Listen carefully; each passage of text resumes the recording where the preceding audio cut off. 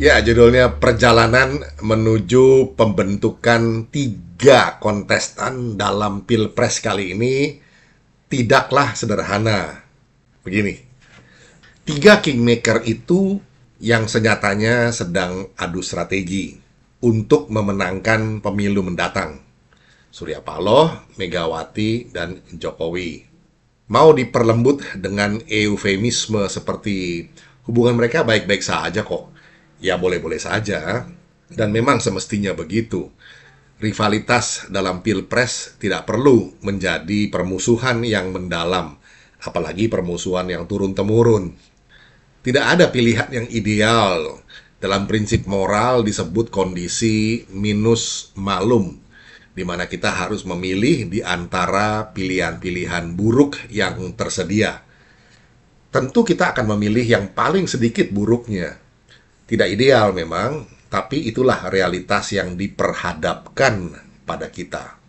Paling sedikit konstelasi buruknya yang diperlengkapi dengan daya kritis publik atau kontrol sosial, diharapkan pemerintahan berikutnya masih bisa berjalan dalam rel yang semestinya. Masing-masing kingmaker ini membawa tiga pasang capres-cawapres yang akan dikonteskan.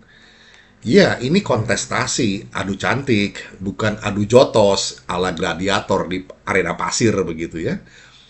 Pasangan Anies Baswedan dan Muhaimin Iskandar, Ganjar Pranowo dan Mahfud MD, lalu Prabowo Subianto dan Gibran Rakabuming Raka.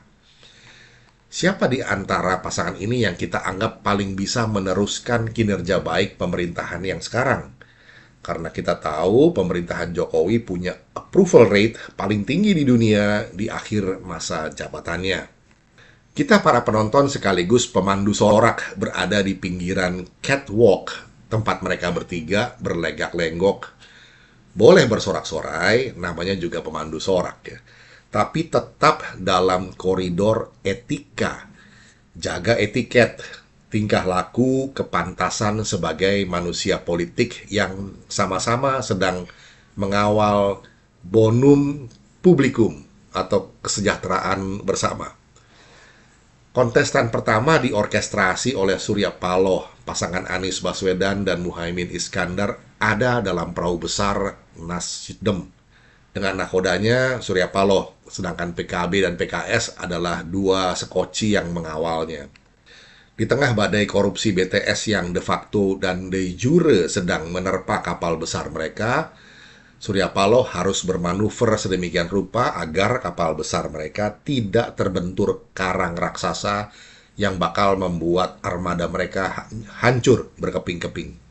Kontestan kedua terdiri dari para petugas partai yang dikomandani oleh Megawati. Kapal besar mereka adalah PDIP dan PPP atau P3, dan Hanura serta Perindo sebagai penggawa-penggawa kecil yang mesti taat perintah komandan besar. Mereka mesti patuh atau keluar dari koalisi. Isu besar soal kontrak politik telah mengikat tangan dan kaki capresnya. Perkara ijon kekuasaan seperti ini yang kabarnya telah membuat Jokowi pecah kongsi dengan bohir maupun kandidat dari kubu ini. Ia tidak mau menggadaikan masa depan bangsa kepada sekawanan piranha yang siap menggerogoti APBN. Korupsi BTS yang sekitar 8 triliun itu baru terungkap setriliun. Kemana atau kepada siapa yang 7 triliun lagi mengalir? Ini pertanyaan yang belum jelas jawabannya. Dimakan siapa? Kabarnya ada petinggi dari parpol atau yang terkait dengan petinggi parpol yang menyikat itu semua. Korupsi BTS ini sketsa betapa destruktif dan licinnya para penghisap uang rakyat. Sementara ini, Johnny Plate dan segelintir boneka Stromboli yang harus ditersangkakan. Aktor besar lainnya masih berada dalam perlindungan kekuasaan politik partai. Kontestan ketiga, dalam kurung diduga, diorkestrasi oleh Jokowi. Terpaksalah ia memasangkan Gibran sebagai pendamping mantan rivalnya 2 kali dalam kontestasi Pilpres, Prabowo Subianto. Terpaksalah dalam tanda kutip ini ya, karena Gibran adalah kompromi di antara ketua umum partai koalisi. Setelah masuk dalam kabinet, akhirnya Prabowo langsung mengalami sendiri bagaimana kepemimpinan Jokowi diselenggarakan pada instansinya yang pertama. Pengalaman langsung ini ya.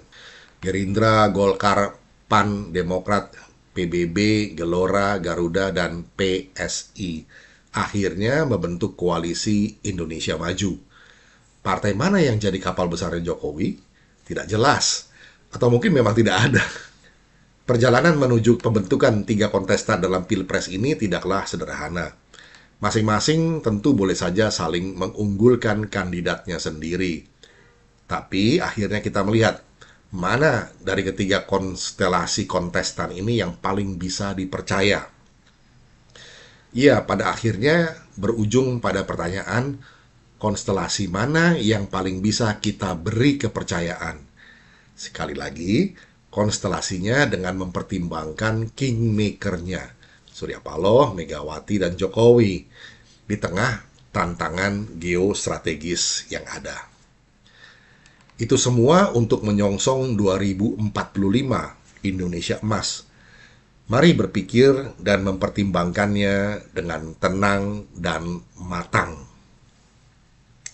Demikian catatan politik saya, kiranya bisa menjadi perspektif. Kita jumpa lagi di session berikutnya. Terima kasih.